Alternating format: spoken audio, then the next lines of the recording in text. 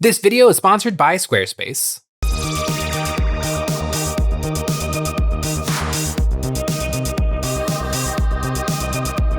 Hey guys, Jay here. Welcome to Models Memories Weekly, episode 200. Models Memories is a show about nothing that's filmed in front of a live studio audience. This is a show where I talk about my painting, modeling, and wargame experiences from the week. Now you might be thinking to yourself, Jay, you put out 3 videos a week. Could I possibly have more to say? Well, I do, and here goes. This week, Games Workshop showed off a really weird new team for Underworlds, and Age of Sigmar Stormcast Eternals are coming to Joy Toy, and I bought something. But first, have you ever noticed that most websites are square? Well, today's sponsor, Squarespace, noticed as well. Squarespace allows anyone to design the website of their dreams with the most powerful and easiest design tools in the industry, like Design Intelligence. Using AI technology empowers anyone to build a more personalized website tailored to their needs, crafting a bespoke digital identity.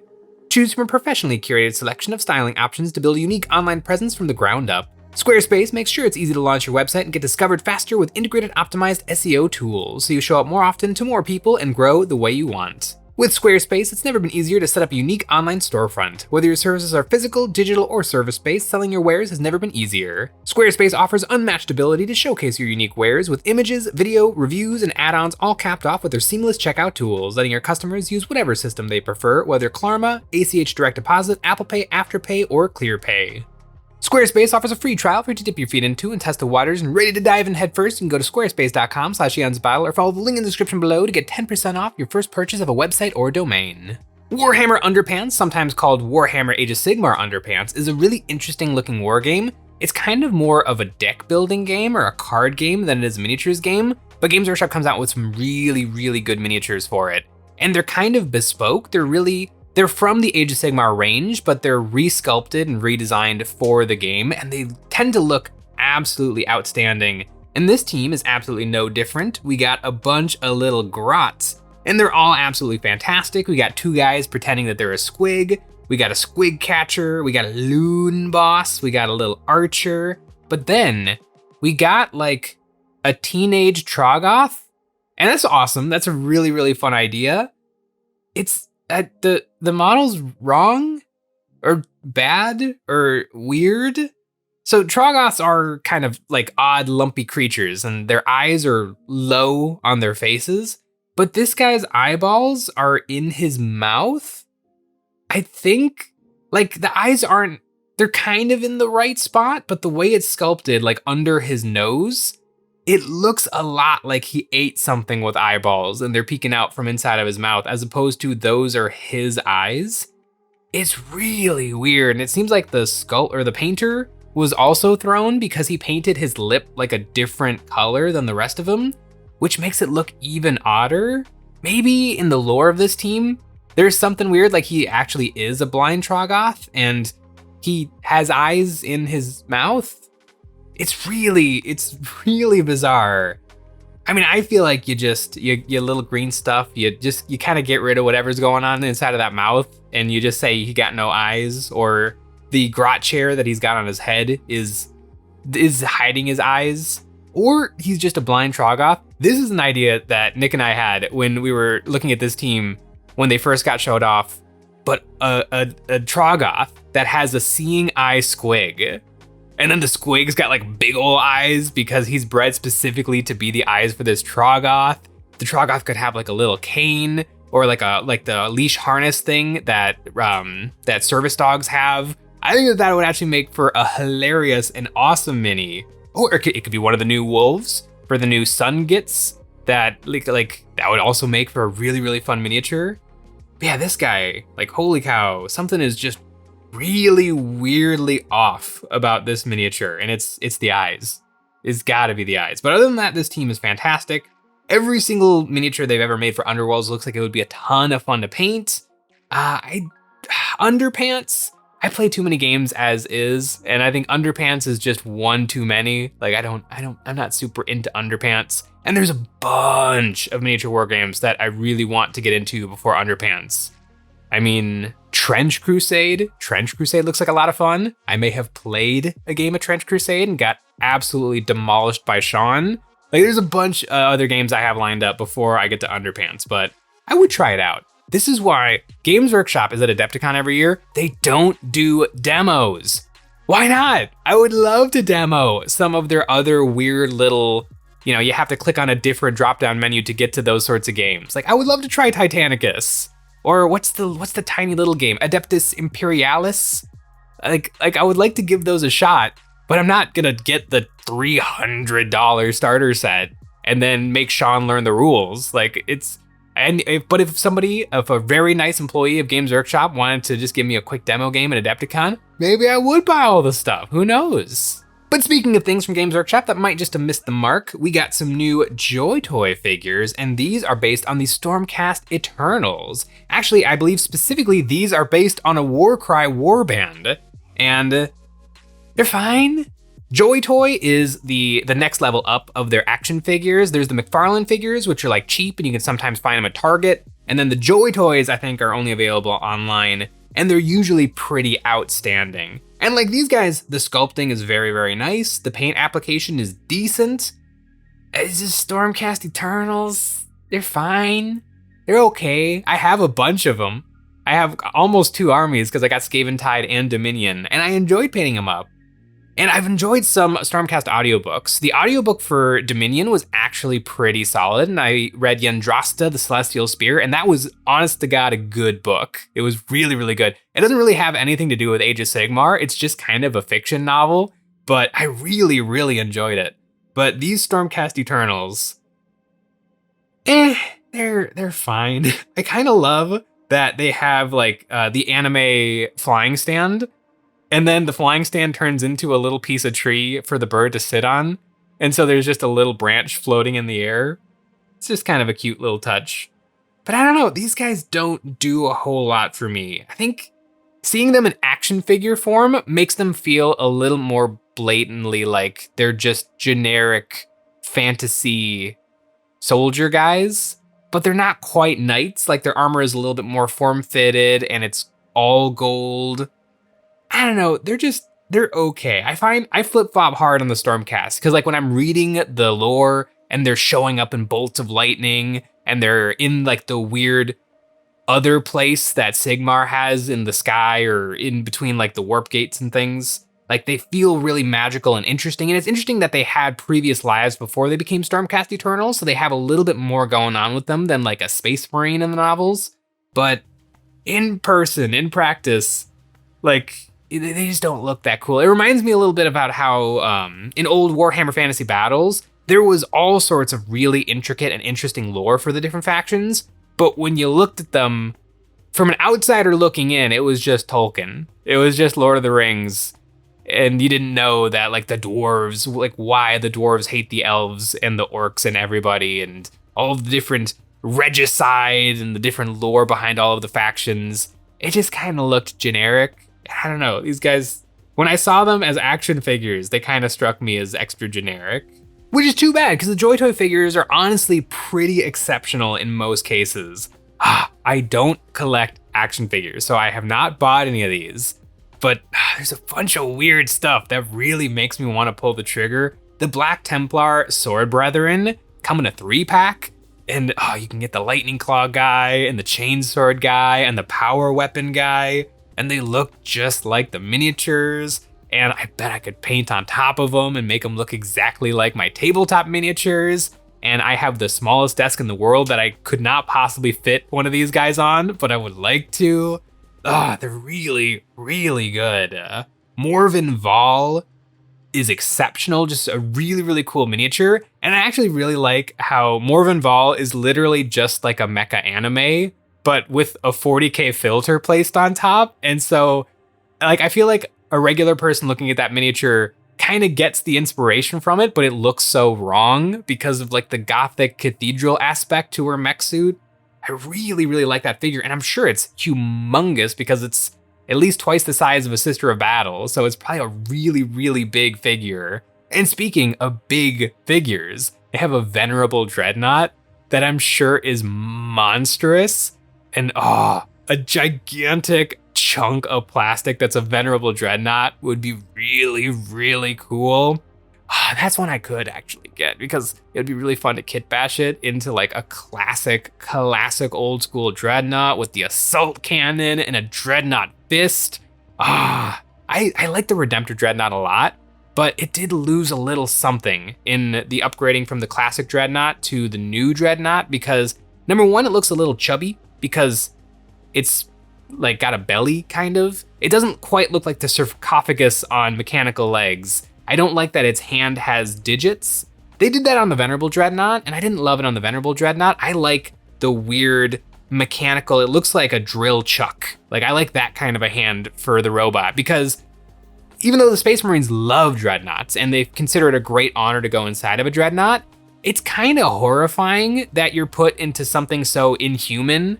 And all of a sudden when they add in some of those human aspects back, like you have knees again, I don't know, it doesn't quite feel as macabre as I want it to feel. Oh, and one thing I saw looking through Joy Toy again, they have Ripper Swarms. You can get little tiny, but way bigger than the real little tiny Ripper Swarms.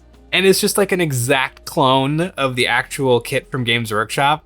And they're so cute and they're so silly. And Ripper Swarms make no sense. Remember in Space Marine 2 when you find patches of Ripper Swarms and it's literally just a blanket of Ripper Swarms that like fly around all over the place?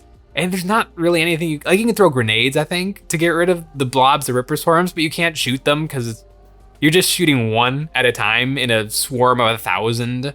The little Ripper Swarms are so cute. I could see other stuff from Age of Sigmar working well in Joy Toy, especially like the epic heroes from each of the different factions. But the Stormcast, they're okay, they're fine. Maybe I'm just not the biggest fan of Stormcast. I like Andrasta though. If they made a Andrasta one, I would probably be as tempted as I am by Morven Val, because Andrasta is actually cool and I did enjoy the novel a lot. But speaking of Games Workshop getting me to buy something, I finally broke down and I bought a box of the newly boxed Space Marine Scouts. This is, I guess, for Kill Team, but it's actually for Warhammer 40,000. The reason that I really wanted Scouts is because I feel like my Black Templar army is not as Black Templar as I want it to be. And one of the fundamental things about Black Templar is that they don't have the classic breakdown of Space Marines. Like there's not the first, or like there sort of is there's actually not a first company, second company, third company, and then the Scouts would be the 10th company. They just have it completely mixed. So becoming a Sword Brethren, which is essentially becoming a member of the first company for a regular Space Marine chapter, is just a battlefield honor. And the regular Space Marine initiates can just say a guy is good to go. He gets the thumbs up, and so he gets to paint his shoulder pads black and be a Sword Brethren. Or a Marshal picks them out, or a Castellan.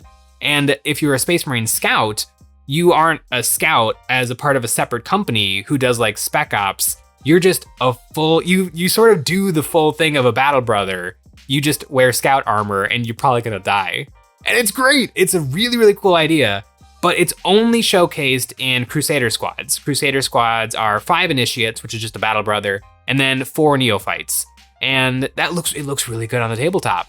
But I want a little bit of scoutiness mixed into all of my other units. And so I'm working on some jump pack intercessors. And so I'm taking those scout bodies and I'm using them in place of some Marines. And so they're just gonna count as jump pack intercessors. And I'm really excited for how that's gonna look. But that box was $80 retail. I bought it on eBay, so it wasn't $80. It was 15% off, so it was still upsettingly expensive, but I just had like a bee in my bonnet of I really wanted to do this Scout idea, and so I wanted them. But it's mean. It's actually mean that Games Workshop charges so much for the Scouts. They actually have brought back all of the old kill teams now, and most of them are just a couple of dollars more expensive than they used to be. I think like Felgor Ravagers and the Dark Eldar ones, like I think they were like $62.50 and now they're $65. And I almost feel like that $2.50 price bump is fine because these actually do come with something. They come with a token sheet for Kill Team. Sure, $2.50, that I think is what this cardboard could be worth, or if it makes playing the game of Kill Team quite a bit easier, then I think that that's fine. But $15 extra for this sprue of cardboard? I thought that it came with the cards as well. It doesn't. You can buy the cards separately, which I don't think you need the cards because I think it's just the rules written on the cards, and rules are words. And for Games Workshop games, you can find those words other places than buying them from Games Workshop. But the cards, we were at the friendly local game store this weekend and we saw the cards on the shelf. $33. It's not even outrageous. It's horrifying. $33 for a deck of reference cards? That is the craziest thing I've ever seen. It's crazy. Kill Team is a great game. I think they did a really good job when they revamped it back in 2001 or 2021. But like, why are they gouging so hard with Kill Team? And there's only 3 teams that are really, really expensive, and it's Striking Scorpions, Mandrakes, and Space Marine Scouts, which are all units that are kind of in demand for Warhammer 40,000. So do they just think 40K players are willing to bite the bullet and buy these Kill Team boxes so that they can have those units in their games of Warhammer 40,000? Because that's kind of what happened to me. I guess I'm the sucker because I was willing to do it. But it's mean. Like Felgor Ravagers are still pretty cheap. Hearthkin Pioneers, still pretty cheap. But the Space Marine Scouts, toughness 4, 2 wounds with close combat weapons, $80. And I don't get where Games Workshop is coming up with these prices, because I actually have some of the regular data cards. These are for the Tau, because I bought a couple of the Kroot battle boxes that they came out with sometime last year. And I tried to use these cards in a game. They're fine. Like, it gets the job done. They're kind of big. And I had 16 units in my army, so I was flipping through a deck of 16 cards to get the reference. I ended up finding that just looking at the app or looking at my computer was a little bit easier than using the cards. But they also charge like $30 for these, and they're fine. Like, they're papery. They have like the foil on the side, which looks kind of nice, I guess. But it's not quite as premium as I think Games Workshop thinks this is, because I also own cards for other things, specifically Malifaux Fate decks. So Malifaux is a really, really fun skirmish game, and it uses a regular deck of playing cards instead of dice to do things in the game. And these cards are gorgeous. Number one, they have their unique per faction, and so I play the Arcanists, and so this is the Arcanist deck. And it features the artwork of the different characters that you can run in your crew. And these cards are plastic. So they're waterproof, they're really springy, they're really, really nice, they're easy to shuffle. Like, these are premium cards that you don't need because it's just a regular deck of cards, but it's really nice to play the game with.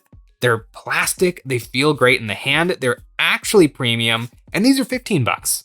So half the cost of what Games Workshop is charging you for reference material that you don't need. It's wild. And I don't think that Games Workshop should make really premium reference cards. I think they should just stop. Just sell us models, that's what you do. I don't feel that bad when I buy models because I know that I'm gonna have fun putting them together and converting them and painting them, and it's gonna take hours and hours and hours, and it's gonna be a good time. But just buying rules and cards doesn't feel like as much fun because learning a game kind of feels like work. It's the precursor to actually getting to play the game. And so if it's already not going to be the best time, I don't want to spend a ton of money for the privilege of getting to do that. So I don't know. I mean, Games Workshop isn't listening, but I just wanted to vent because I paid a lot of money for those scouts. And these Malifaux cards are really nice. Springy, snappy, plastic cards. Really, really nice. But you know what else is really nice? EonsOfBattle.com. EonsOfBattle.com is the place to find our merch, like our new Nick and Jay dice, and the best way to support us doing what we do with a membership. Each month, members will get a credit that they can use on our new monthly train pack or any previous pack we have ever made. For the month of January, we made the Fall Part 2, Guns, Big Guns. This set focuses on printable high-caliber ordnance ready to rock a battlefield. This set features the enormous battle cannon, a building-sized gun encased in a Gothic shrine for sending 100-pound shells into orbit, the sun cannon, an energy turret for throwing hot balls of glowing energy across the landscape, and the humble field artillery for mopping up whatever is left. This is the second of 3 sets focused on getting a proper 40k board up and running as easily as possible. I am having a lot of fun kit bashing and converting the scouts that I bought, and I I might end up buying a few more just because I'm liking the idea of having a lot of scouts running around in my army. But Games Workshop could fix this if they just sold a box of scouts that didn't have like, I don't know, the scouts don't come with an upgrade frame to make them kill team unique. It is literally just the 40k sprues that they're selling to you for $80, where you could get 10 intercessors for I think 60-250. Like, they're even more expensive than Hellblasters, and Hellblasters are good. They're not more expensive than the Nerf gun Space Marine guys, but I don't know, it's bad. It's really, really bad, but I have to get back to building them. Thanks for watching.